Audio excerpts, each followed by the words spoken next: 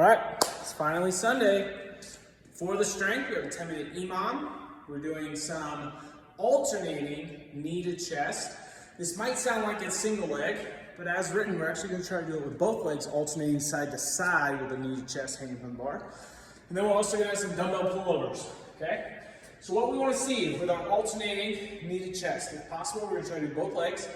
Get your knuckles above the bar, get into that active hang position, and then you're going to try to go into a hollow hold with your feet, raise up to the side. Sort of pushing down just a little bit on the bar as I bring those knees up to the opposite side.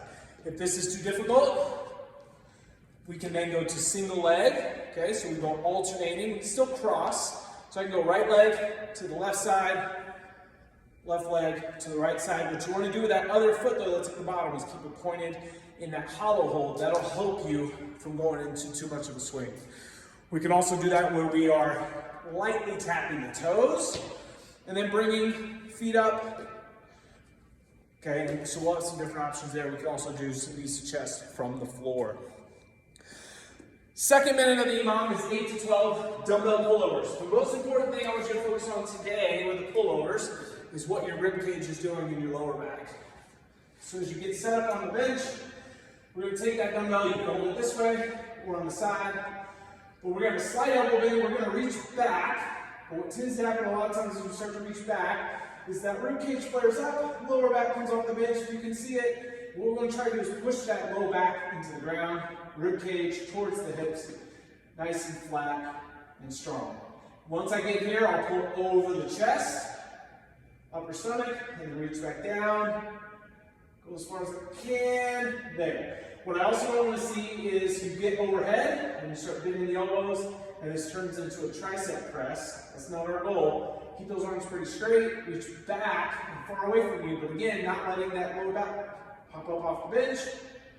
Keep it strong and firmly planted. So that'll be our strength.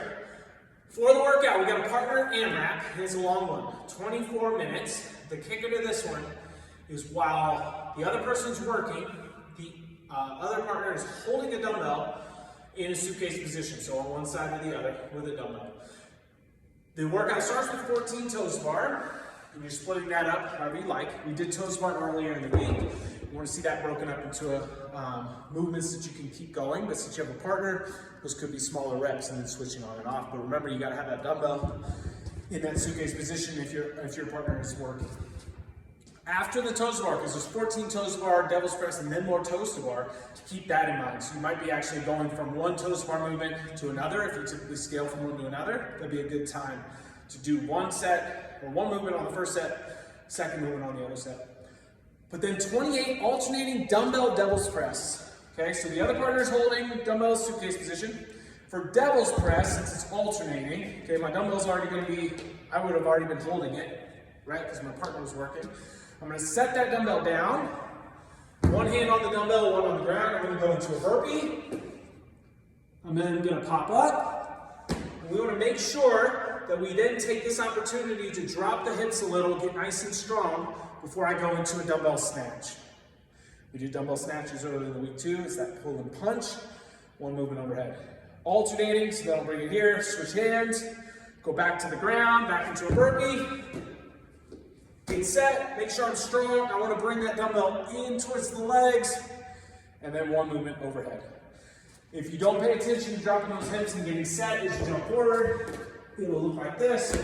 Over here, and we kind of pull up, and then we're pressing into that snatch. Okay, so really make sure we keep good form on those alternating dumbbell devil's presses. Like I mentioned before, you then go into toes to bar.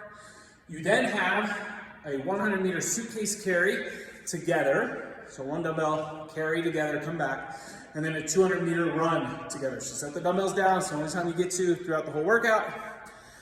So, well, if you're doing toes to bar, you don't have to hold on to one, but other partners holding.